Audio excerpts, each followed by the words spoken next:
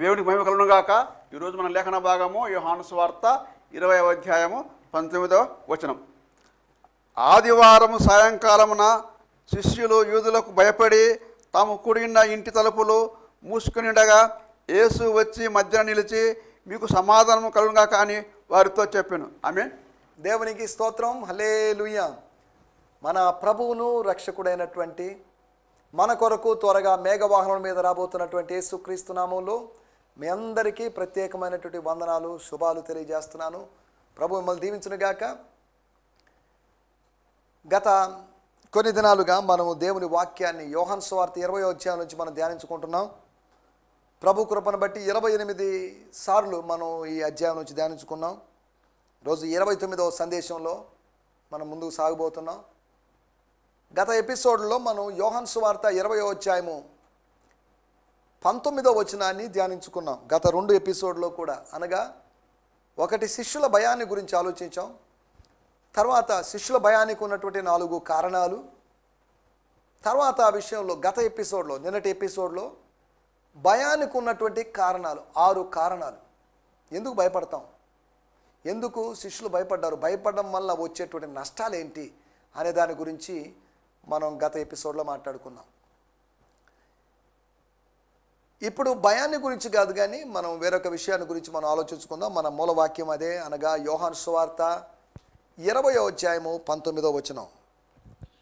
ఆదివారము సాయంకాలమున శిష్యులు యూదులకు భయపడిపోయి కూడి ఉన్న ఇంటి తలుపులు మూసుకొని ఉండగా యేసు వచ్చి మధ్యన నిలిచి మీకు సమాధానం కలుగును గాక అని వారితో చెప్పాను. When it was the evening of that day, of that Sunday, or the first day of the week, the disciples were gathered together with the doors locked for fear of the Jews. And Jesus came and stood among them and said to them, May you have peace. దేవుని స్తోత్రం. ఈ సమయంలో parallel words, అనగా సమాంతరమైనటువంటి వాక్య భాగము, ఈ మన మూల వాక్యానికి సమాంతరమైన వాక్య భాగము లేకపోతే వచనాన్ని చదువుకుందాం. ఇదే అధ్యాయంలో 26వ వచనం. 8 దినములైన తర్వాత 8 దినాలైన తర్వాత ఆయన శిష్యులు మరలా లోపల ఉన్నప్పుడు తోమ వారితో కూడా ఉండెను. తలుపులు మూయబడి ఉండగా యేసు వచ్చి మధ్యన నిలిచి మీకు సమాధానం కలుగును గాక అనెను. దేవుని స్తోత్రం. And 8 days later his disciples were again inside a room with the doors locked. But this time Thomas was with them. Jesus came again and stood among them and said, May you have peace.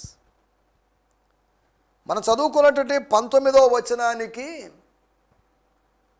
ఈ 26వ వచనానికి మధ్యలో 5 వచనాలు ఉన్నప్పటికీ కూడా 8 రోజుల story గడిచిపోయింది అని అర్థం. 5 వచనాల్లో 8 రోజుల స్టోరీ చెప్పాడని కదా దాని అర్థం. 8 దినాలైన తర్వాత 9వ రోజు. దేవుని స్తోత్రం. తోమా వాళ్ళతో ఉన్నాడు. యోహాను గారు తోమా ఎందుకు వారి మధ్యలో లేడు అనేటువంటి కారణాన్ని చెప్పలేదు.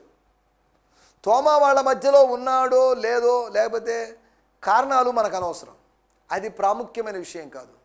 తోమా ఉన్నా లేకపోయినా యేసు ప్రత్యక్షమయ్యాడు అనేది ప్రాముఖ్యమైన విషయం. యేసు ప్రత్యక్షతే ప్రాముఖ్యమైన విషయం, కానీ ప్రభు శిష్యులు ఉండడము లేకపోవడం అనేది ప్రాముఖ్యమైన విషయం కాదు. అనగా holy spirit prioritised the things in the word of God. దేవుని వాక్యంలో పరిశుద్ధాత్ముడు సంగతులకు ప్రాధాన్యత ఇచ్చాడు. ప్రతి ఇన్ఫర్మేషన్, ప్రతి పేజ్, ప్రతి ప్యాసేజ్, ప్రతి వచనంలో ఉన్నటువంటి విషయాలు చాలా ఇంపార్టెంట్. యోహాను తన జ్ఞానంతోనూ, మత్తయి, మార్కు, లూకా తమ జ్ఞానంతో రాసింది కాదు. జ్ఞానం ఉపయోగించారు, కానీ అదే సమయంలో వాళ్ళకి ఇన్స్పిరేషన్ ఉంది.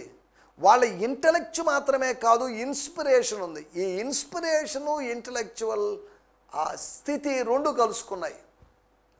ఇన్స్పిరేషన్ యొక్క ఎఫెక్ట్ చాలా ఉంది, దాని యొక్క ఎఫెక్ట్ కాస్త తక్కువగా ఉంది. ఇంటెలిజెంట్గా ఉండాలి, కానీ అదే సమయంలో ఇంటెలిజెంట్లకి ఇన్స్పిరేషన్ లేకపోతే అది సెక్యులర్గా మాత్రమే వాళ్ళు మారుస్తుంది, అనగా భౌతికమైన వాదులుగా మాత్రమే మారుస్తుంది. ఒకవేళ మనకు పరిశుద్ధాత్మ ప్రేరేపణ లేకుండా విజ్ఞానమే ఉందనుకోండి, మనం భౌతికవాదులుగా మారిపోయేటువంటి అవకాశం ఉంది. సరే, దేవునికి స్తోత్రం. మనం ఇక్కడ ఆలోచిస్తున్న విషయాలు మనం ఆలోచిద్దాం. 19వ వచనంలో మనం చదువుకున్నాం, యేసు ప్రభు వాళ్ళ మధ్యలోకి వచ్చాడు, శుభం కలుగునుగాక, లేకపోతే సమాధానం కలుగునుగాక, మే యూ హ్యావ్ పీస్ అంటే దాని అర్థం సమాధానాన్ని మీరు అనుభవించండి. 3 రోజులుగా సమాధానాన్ని అనుభవించడం లేదు, 4 రోజులుగా సమాధానం అనుభవించడం లేదు, లేదా ఉదయం నుంచి సమాధానం అనుభవించడం, కన్ఫ్యూజన్ కలిగి ఉన్నప్పుడు క్రీస్తు సమాధానాన్ని ప్రకటిస్తున్నాడు. క్రీస్తు యొక్క సమాధాన ప్రకటనను మనం ఇక్కడ చూస్తున్నాం. యోహాను సువార్త 19వ అధ్యాయములో యేసు యొక్క దాహ ప్రకటన చూస్తున్నాం. నేను తప్పికొనుచున్నాను అన్నాడు. ఆయన దాహం ఎవరు తీర్చలేదు, కానీ శిష్యుల యొక్క దాహం ఇక్కడ కనిపిస్తుంది. ప్రకటించబడినటువంటి అవ్యక్తంగా ఉన్నటువంటి శిష్యుల యొక్క దాహం. ఆ దాహం దేనికోసం అంటే దానికి ఒక కారణం ఉంది. అది ఏంటి అంటే భయపడిపోతున్నారు. ఈ భయం ఎంతకాలం ఈ భయం ఉంటుంది? ఎంతకాలం యూదులకు మేము భయపడాలి? ఎంతకాలం తలుపులు మూసుకొని మేము ప్రార్థించాలి? ఎంతకాలం తలుపు మూసుకొని ఒక మీటింగ్ పెట్టుకోవాలి? తలుపు మూసుకొని మేము మాట్లాడుకోవాలి? How long we should be in this room, in the closed room or behind the closed doors? ఈ ద్వారాల వెనకాల మేము ఎంతకాలం ఉండాలని వాళ్ళు ఆలోచిస్తున్నారు. చాలాసార్లు మనం కూడా రకరకాల భయాలతో ఉంటాం. వ్యాధి వచ్చిన భయము, వ్యాధి తగ్గినప్పుడు భయం, వ్యాధి రావడానికి ముందు భయం, వ్యాధి వస్తుందేమో అని వ్యాధి రానప్పుడు భయం, వ్యాధి వచ్చిన తర్వాత వ్యాధి ముదిరి చచ్చిపోతామని భయం, వ్యాధి తగ్గిన తర్వాత వ్యాధి మరలా వస్తుందేమో అని భయం. లేదా ఎన్ని భయాలు ఉన్నాయి మనకు? నాకేమాత్రం భయం లేదు అని చెప్పగలిగిన వాళ్ళు ఎవరున్నారు? రకరకాల భయాలు. కాకపోతే భయాలను కొంతమంది వ్యక్తం చేస్తున్నారు, కొంతమంది వ్యక్తం చేయడం లేదు. అంతవరకే. దేవునికి స్తోత్రం. ఈ సమయంలో మనం ఇక్కడ ఆలోచిద్దాం. అనుకోకుండా వాళ్ళ మధ్యలోకి ఆయన ప్రత్యక్షమయ్యాడు. ఆయన ప్రత్యక్షత తీసుకొచ్చిన ప్రయోజనం ఏంటి? What is the benefit of his appearance? ఆయన ప్రత్యక్షం అయితే ఈ థియోఫనీ లేకపోతే ఈ క్రిస్టోఫనీ వలన ప్రయోజనం ఏంటి? ప్రతి ప్రత్యక్షత వలన ప్రయోజనం ఉంటుంది. ప్రయోజనము లేని ప్రత్యక్షత అంటూ ఉండదు. ఆయన ప్రత్యక్షమయ్యాడు దేనికి? ఊరికేనా? కాలక్షేపం కోసమా? శిష్యుల కాలక్షేపం కోసమో ఆయన కాలక్షేపం కోసమో కాదు. ఏదో ఉద్దేశం ఉంది. There is a purpose behind this appearance. ఈ మేనిఫెస్టేషన్ వెనుకాల ఒక ఉద్దేశం ఉంది. ఈ మేనిఫెస్టేషన్ వెనుకాల దేవుని యొక్క ఉద్దేశం ఉంది. God's plan. మనం ఇక్కడ ఆలోచిస్తున్నాం. యేసు ప్రభు వచ్చాడు, వచ్చే సమాధానం చెప్పాడు. సమాధానము లేని చోట సమాధానం అని చెప్పారు. ఈ మాటలు చెప్పినప్పుడు ఒక మాట గుర్తుపెట్టుకోవాలి. ఇర్మియా గ్రంథంలో 7వ అధ్యాయంలో అనుకుంటాను, సమాధానము లేని చోట సమాధానం అని చెప్తున్నారు. వారు కట్టడానికి గచ్చుపోత పూసినట్టుగా ఉన్నారు అని లేఖనంలో రాయబడింది. అంటే దాని అర్థం ఊటే జస్ట్ ప్రజల్ని ప్లీజ్ చేస్తున్నారు, ప్రజల్ని సంతోషపరచడానికి ఏవో మాటలు మాట్లాడుతున్నారు, అంతవరకే. కానీ ప్రభు మాటలు బోధించడం లేదు. స్ట్రైట్గా రాజీ పడకుండా ఉన్నది ఉన్నట్టుగా చెప్పలేకపోతున్నారు అని అర్థం. దేవుని స్తోత్రం. మనం జాగ్రత్తగా ఆలోచించాలి. మనం ఆలోచిస్తున్న విషయం ఏంటి అంటే మన టైటిల్ ఊహించని నిరీక్షణ, ద అన్ఎక్స్పెక్టెడ్ హోప్. నిరాశలో ఉన్నారు, అకస్మాత్తుగా కలిగిన నిరీక్షణ.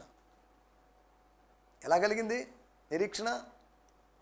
నిరాశ నుంచి నిరీక్షణలోకి ఎలా ప్రయాణించారు వాళ్ళు? ఏ విధంగా? How did they travel or how did they went from despair to hope, hopelessness to hope. నిరీక్షణ లేని స్థితిలో నుంచి వాళ్ళు నిరీక్షణ కలిగిన స్థితిలోకి ఎలా వచ్చారు? దాని గురించి మనం కొద్దిగా ఆలోచించుకోబోతున్నాం. నిరీక్షణ అకస్మాత్తుగా, దేవుని వాక్యంలో అకస్మాత్తుగా ఊహించకుండా, ఏమాత్రం కలలో కూడా అనుకోకుండా, కలగనకుండా, ఏమాత్రం ఊహించనటువంటి కొన్ని విషయాలు జరుగుతుంటాయి లేఖనాల్లో. అపోస్తల కార్యములో 3 చోట్ల అకస్మాత్తుగా, సడన్లీ ఆర్ ఇమీడియట్లీ అనే మాటలు మనం చూస్తున్నాం. ఎందుకు చెప్తున్నా అంటే మనం చదువుకున్నటువంటి వాక్యంలో 19వ వచనంలో 26వ వచనంలో భయం ఉంది. ఈ భయాన్ని తొలగించడానికి ప్రభు ఏం చేశాడు? భయం ఎలా తొలగింది? వాళ్ళకి ఎలా నిరీక్షణ కలిగింది అనే దాని గురించి మనం కొద్దిగా జాగ్రత్తగా ఆలోచిస్తున్నాం. ఈ మాట చెప్పినప్పుడు ఒక మాట చెప్పుకొని మనం ముందుకు వెళ్ళాలి. యేసు ఎవరు? యేసు ఎవరో మనకు తెలుసు, ఆయన ఎవరో మనకు తెలుసు. విశ్వాసమునకు కర్త. అదే సమయంలో రోమీలకు రాసిన పత్రిక 15వ అధ్యాయము 13వ వచనంలో రాయబడింది, కాగా మీరు పరిశుద్ధాత్మ శక్తి పొంది విస్తారముగా నిరీక్షణకర్తయగు దేవుడు విశ్వాసము ద్వారా సమస్త ఆనందముతోను సమాధానముతోను మిమ్మల్ని నింపును గాక.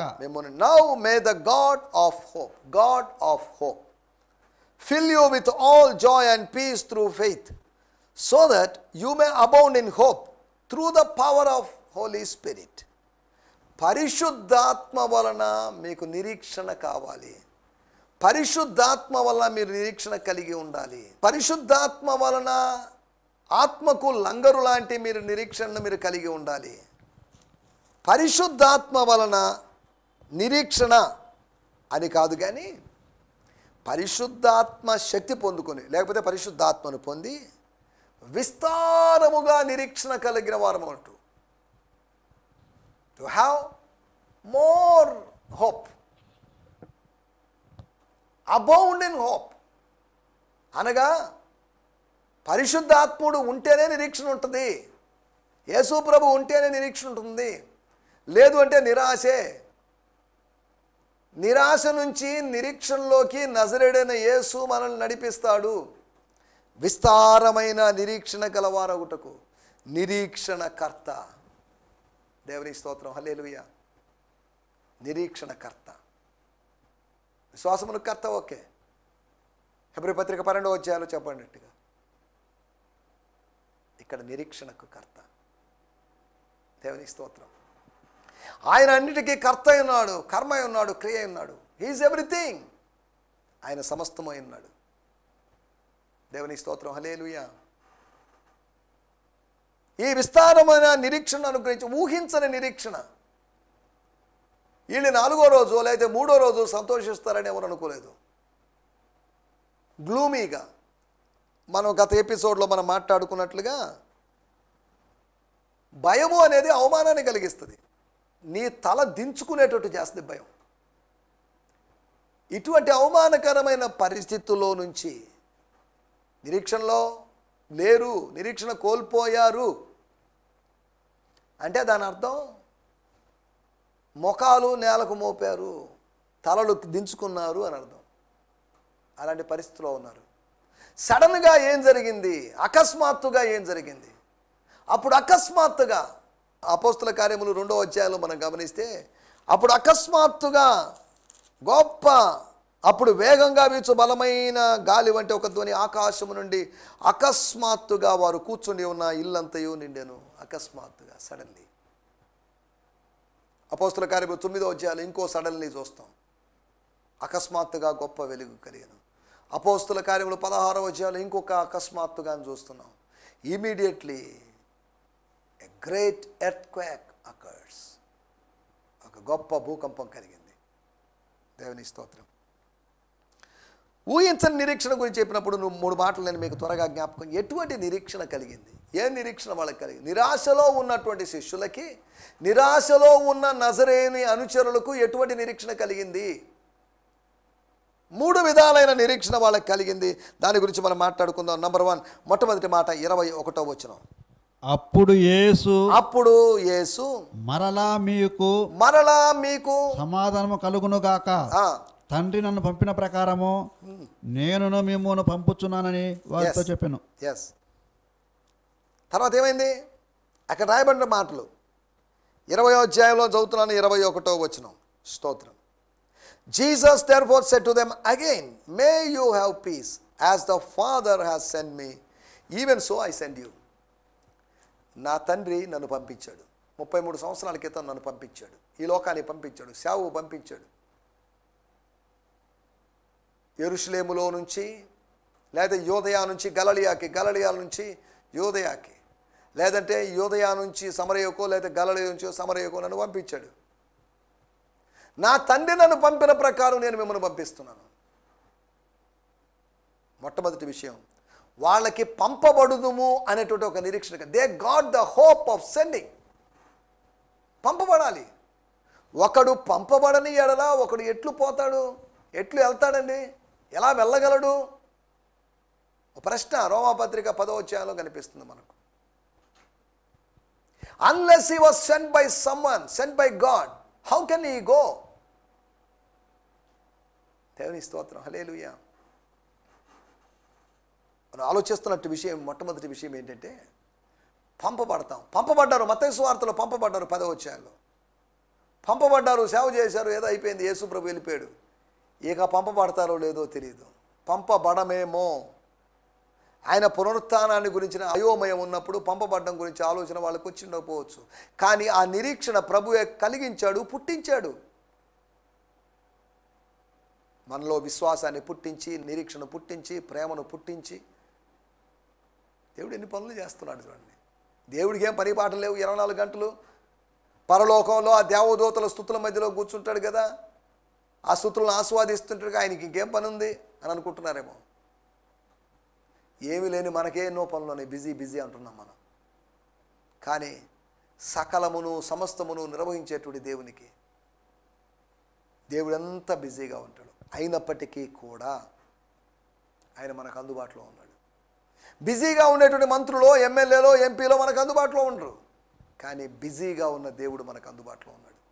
సమీపింపరాని తేజస్సులో అక్షరార్థంగా ఉన్నటువంటి దేవుడు సమీపించాలని ఎవరైనా ఆశపడితే వాళ్ళకి అవకాశాన్ని, సదుపాయాన్ని కలుగు చేస్తున్నాడు, సౌకర్యాన్ని కలుగు చేస్తున్నాడు.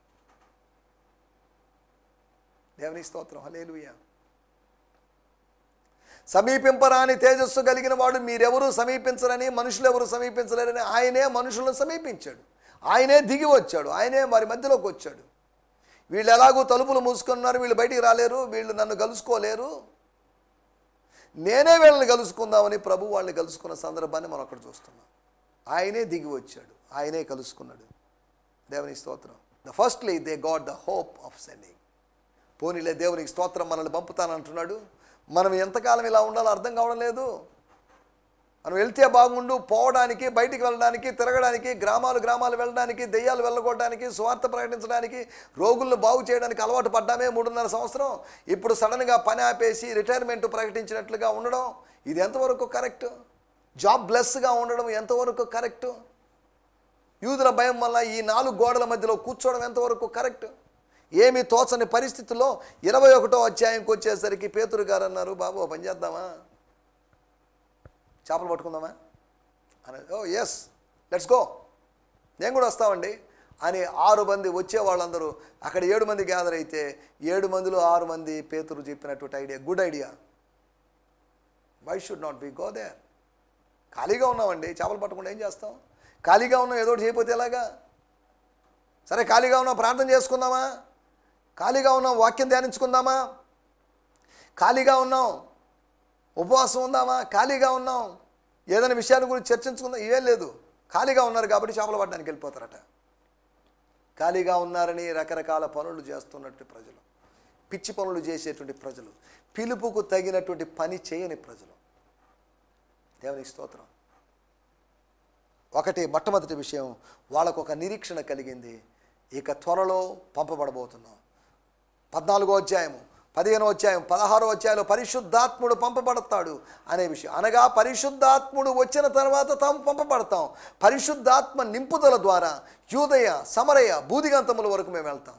ఇంతకుముందు ఇశ్రాయేలు దేశానికి యూదయ, సమరయ లేదా గలిలయకు మేము పరిమితమయ్యాం.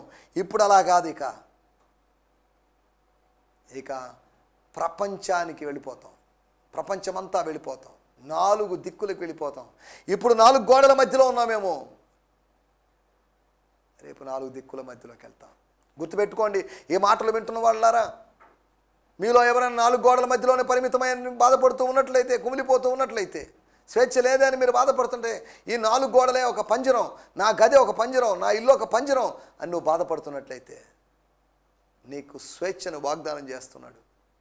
సాక్షిగా ఉండడానికి ఆయన శక్తిని అనుగ్రహిస్తున్నాడు అనే సంగతిని గుర్తు చేస్తున్నాను. 2వ విషయాన్ని నేను మీకు జ్ఞాపకం చేస్తాను. ఇదే అధ్యాయము 22వ వచనం. ఆయన ఈ మాట చెప్పి వారి మీద ఊది పరిశుద్ధాత్మను పొందుడి.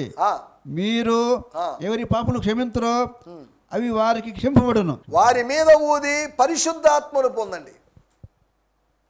దీని గురించి రెండు విధాలైనటువంటి వ్యాఖ్యానాలు ఉన్నాయి. ఒకటి అప్పుడే పొందమని, కాదు అపోస్తల కార్యము 2వ అధ్యాయములో పెంతెకోస్తు అనగా ఇంకొక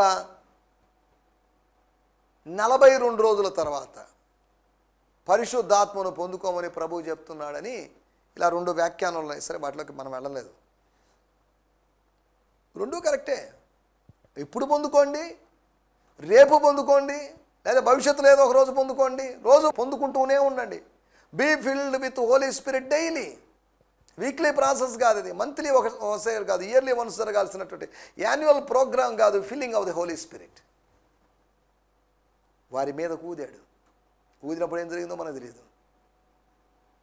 ఊది పరిశుద్ధాత్మను పొందుకోండి. Receive the spirit. పరిశుద్ధాత్మను కూర్చిన నిరీక్షణ వాళ్ళకి కలిగింది. 16వ అధ్యాయంలో ఆయన ఏదో పరిశుద్ధాత్మను పంపిస్తానని చెప్పాడు. ఆయన చచ్చిపోయాడు. ఇంకేంటి పరిశుద్ధాత్మ, ఇక వచ్చే అవకాశం లేదేమో అని అనుకుంటున్నప్పుడు ఆయన మీరు పరిశుద్ధాత్మను పొందండి అని చెప్పాడు. దేవుని స్తోత్రం, హల్లెలూయా. పరిశుద్ధాత్మను పొందండి. దేవుడు తన ప్రజలతో చెప్తున్నమాట, నా ఆత్మను పొందండి, నా స్వభావాన్ని పొందండి, క్రీస్తు యేసుకు కలిగిన మనస్సును మీరు కలిగి ఉండండి. దేవుని స్తోత్రం, హల్లెలూయా. ఒకటి పంపబడతామనే నిరీక్షణ కలిగింది. రెండవది పరిశుద్ధాత్మ నింపుదల కలిగి ఉంటామనే నిరీక్షణ కలిగింది. మూడో విషయాన్ని నేను చెప్పి ముగించేస్తాను. ఇదే అధ్యాయంలో మనం గమనించినట్లయితే 23వ వచనం, మీరు ఎవరి పాపములు క్షమింతురో, మీరు ఎవరి పాపాలు క్షమింతురో అవి వారికి క్షమింపబడును. ఎవరి పాపములు మీరు నిలిచి ఉండనిత్తురో అవి నిలిచిండని వారితో చెప్పాను. దేవునికి స్తోత్రం. ఏం మాట్లాడుతున్నాడు ప్రభు అంటే, అపోస్తులు చచ్చిపోయారు కదా, వాళ్ళు ఇప్పుడు క్షమించడానికి లేరు కదా, మా పాపాలు అలాగే నిలిచి ఉంటాయి కదా అని మనం అనుకున్నట్టయితే మనం సరిగా ఆలోచించడం లేదని అర్థం. అపోస్తుల యొక్క ఆది అపోస్తుల యొక్క మరణంతోనే పాప పరిహారము క్షమాపణ అనే దానికి దేవుడు అంతం పలకలేదు. ఈ మొదటి శతాబ్దం తర్వాత 20 శతాబ్దాలు 2000 సంవత్సరాలు గడిచిపోయినాయి. అయినప్పటికీ కూడా ఇప్పటికీ కూడా క్షమాపణ దొరుకుతుంది. క్షమాపణ అపోస్తుల దగ్గర దొరికేది కాదు, అద్వితీయుడైన దేవుని దగ్గర దొరికేది. ప్రజలు నీ యందు భయభక్తులు నిలుపునట్లు నీ యొద్ద క్షమాపణ దొరుకును. క్షమాపణ అపోస్తుల దగ్గర కాదు, రోమన్ క్యాథలిక్ సంఘంలోని పోపులు బిషప్పులు అమ్మినటువంటి పత్రాలు లాంటివి కాదు ఇవి. పాప క్షమాపణకి పత్రానికి సంబంధం లేదు. పత్రం ద్వారా పరిహారం జరిగేది కాదు పాప క్షమాపణ. దేవుని స్తోత్రం. అక్షరార్థమైంది కాదు పాప క్షమాపణ. పాప క్షమాపణ ఆత్మ పాప క్షమాపణ, లేకపోతే విమోచన. విమోచన అనగా పాప క్షమాపణ అని కొలసీ పత్రిక 1వ అధ్యాయంలో రాయబడింది. దేవుని స్తోత్రం, హల్లెలూయా. మూడవ నిరీక్షణ, ఒకటి పంపబడతామని నిరీక్షణ కలిగింది. రెండవది పరిశుద్ధాత్మను పొందుకుంటాము, లేకపోతే పరిశుద్ధాత్మ నింపుదల కలిగి ఉంటామని నిరీక్షణ కలిగింది. మూడవ నిరీక్షణ పాపక్షమాపణ అంటే పరిశుద్ధతను గురించినటువంటి నిరీక్షణ కలిగింది. అంటే ఇంకా దాన్ని కొద్దిగా వివరించడానికి ప్రయత్నం చేస్తాను. లూకాసు వార్త 24వ అధ్యాయము 47వ వచనం. లూక్ 24:47. యెరూషలేము మొదలుకొని సమస్త జనములలో ఆయన పేరట మారు మనసును పాపక్షమాపణయు, యేసు పేరట, యేసు క్రీస్తు నామం పేరట సువార్త ప్రకటించబడుతున్నప్పుడు ఏం జరుగుతుంది అనేది రాయబడినది. ఈ సంగతులకు మీరే సాక్షులు. దేవుని స్తోత్రం. And that repentance resulting in being released from the bondage of sins would be proclaimed in his name to all nations beginning at Jerusalem. యెరూషలేముతో ఆరంభమై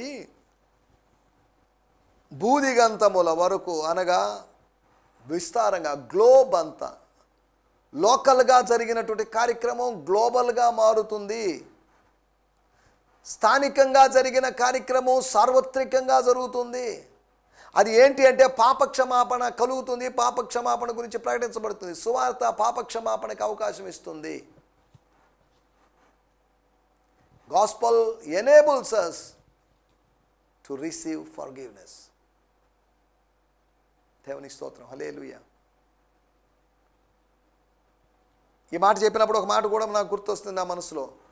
అపోస్తుల కార్యములు 15వ అధ్యాయము స్తోత్రం 9వ వచనంలో మనం గమనిస్తే వారి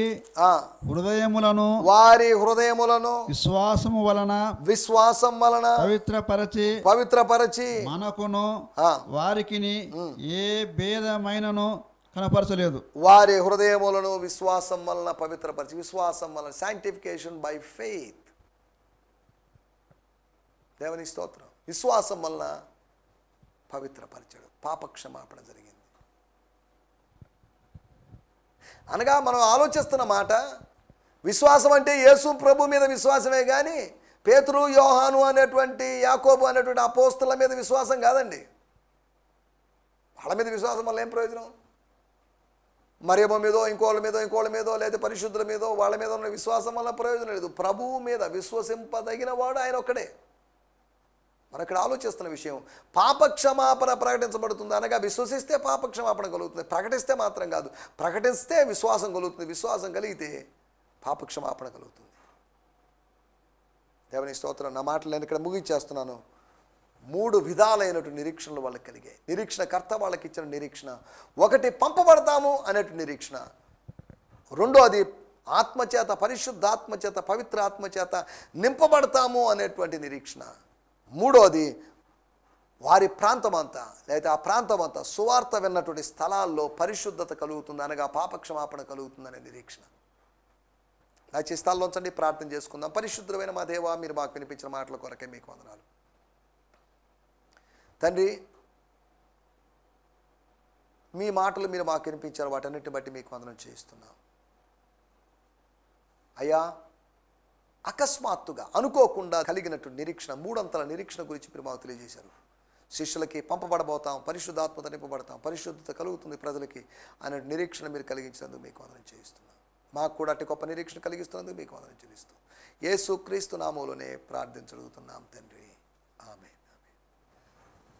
దేవుని స్తోత్రం. మీ అందరికీ వందనాలు. ప్రభు చిత్తమైతే మరొక ఎపిసోడ్లో కలుసుకుందాం. హల్లెలూయా. ఈ సందేశము మీకు ఆశీర్వాదకరంగా ఉందని నమ్ముచున్నాము.